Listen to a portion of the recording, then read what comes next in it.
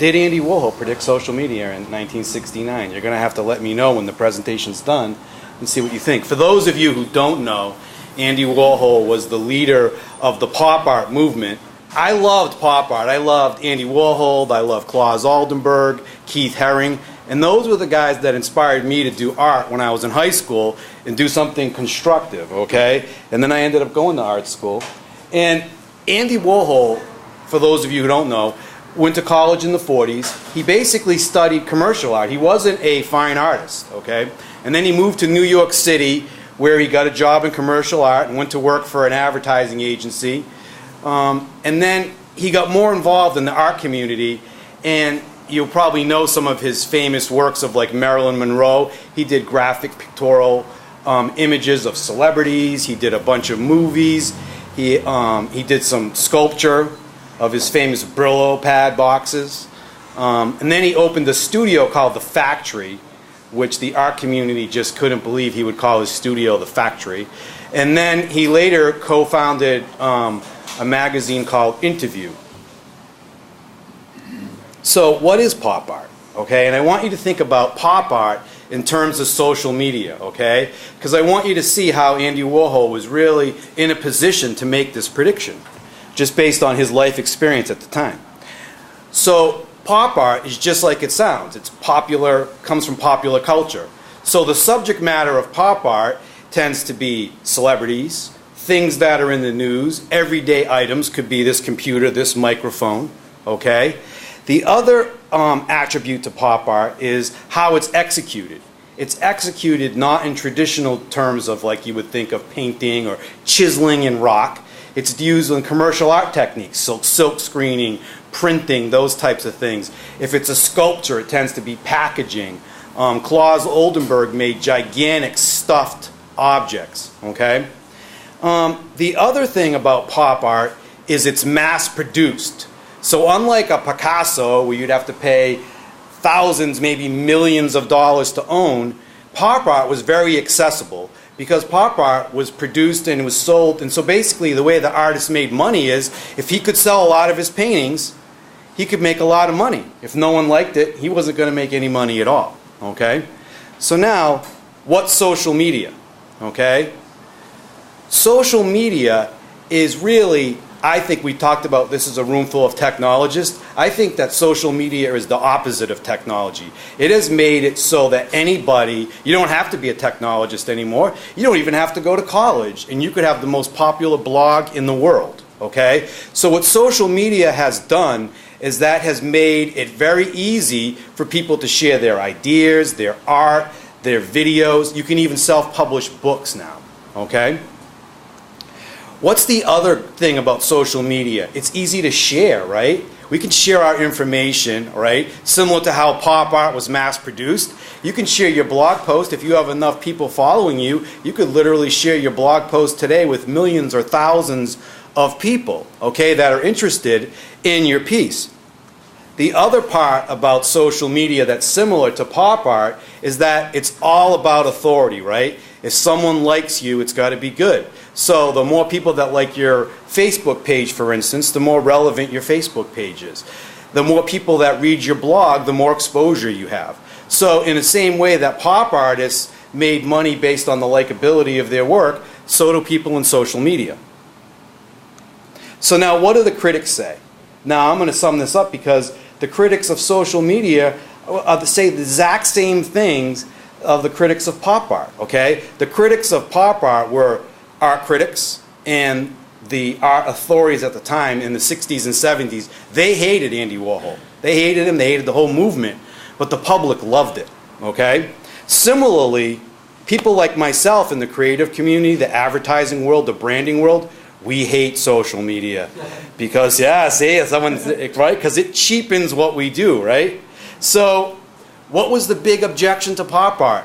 It's that these people don't have the pedigree. They're not trained. They don't have credentials. Just like you can't go out and write copy. That's what I do. I went to college to write copy. Don't be writing blog posts. Okay, don't be tweeting, all right? Right? And the video guy in the back of the room is, don't be shooting video now. Come on, man, you know? I got to make a living. I got to feed my family. So the other thing is, they don't have proper technique. Have you ever read any of these blog posts? Their English is terrible. I don't know where they went to school, but they didn't take, they didn't have English from Mrs. Swyaki, let me tell you. She wasn't checking their grammar. And the last thing is, why we all hate it, is it devalues our work, right? Because now anybody can be a writer, anyone can be an artist, a designer, anyone that can shoot video. My kids can shoot and edit video. You know what I mean? And they do it really well. And it's really funny sometimes, okay? So this is really upsetting to professionals like myself, okay? So, okay, the famous quote, you guys have all heard this, right? In the future, everyone will be famous for 15 minutes, okay? So that's just one quote. But when did he say that? He actually said it in 1968, okay? So I'm a year off. But basically, you have to look at, what was the media landscape in 1968? The media landscape was this. It was very narrow. It was radio, television, and print. Radio, though, television, was starting to become of its own, and it was really starting to explode, and Andy could really see this happening. So right now we have one message fit everybody, right? But you could see on the tail of this was going to be, if you fast forward 10 years later, was going to be the segmentation of media. So now all of a sudden you had a whole bunch of television stations, a whole bunch of different types of magazines and radio stations, okay? It was still a one-to-many model, which we in advertising happen to love, by the way, okay? But it was segmented. So now we could pick our audiences, okay? Now, fast forward to 1996, which I picked that date because it's the opposite of 1969, by the way. All right? For all those who are going to send me hate mail tomorrow about this. But anyways, what was the big difference in 1996? It was the advent of the internet. Now, I'll tell you, most of my colleagues and a lot of people still live in this media world right here. They hate it. And they hated it then, and they continue to hate it, but this is the world they live in. We had segmented media choices, and then we had the internet, which we could have what was called a dialogue or a conversation. Everyone loves to talk about dialogues today, right? We're all dialoguing out there. And so, but this was a nice model because we as advertisers and as representatives of brands, we could control the conversation. As painful as it was, we could learn to adapt and control the situation. Well, what's social media like? Social media is nothing like that. This is the world that we live in now, and this is the world that we're going to live in pretty much for the rest of our lives, okay? And you see the guy with the RSS feed? That's guys like me, that's brands, okay? And then the rest of the people is the rest of the world. So now, instead of this one-to-many conversation that we've all been trained to deal with, we're in this many-to-many conversation, okay, where our voice is just one voice, and that's social media. And that's what I believe that Andy Warhol was really seeing, and he had that unique position because he was coming from pop art, which to me mirrors social media. And just look at some of the quotes that Andy Warhol came up with. Don't pay attention to what they write about you, just measure it in inches. What do you think he was talking about? What was he talking about? Who knows? Yell it out. The spaces in the columns. He was talking about blogs, right? Don't blogs, because people are going to make comments, right? And then when he said, I think everybody should like everybody, what was he talking about? Facebook. Facebook, there we go, right? And then he said, I got my first television and I stopped caring about having close relationships. What's he talking? Who has kids here? Okay? I guarantee you I know what my kids are doing right now. They're on this. What's this? Facebook. No, YouTube. They love YouTube. They know so many celebrities. They're all what I call micro celebrities, right? People we've never heard of, but apparently all their friends know about them. I never read, I just look at pictures. What was he talking about? George Bush.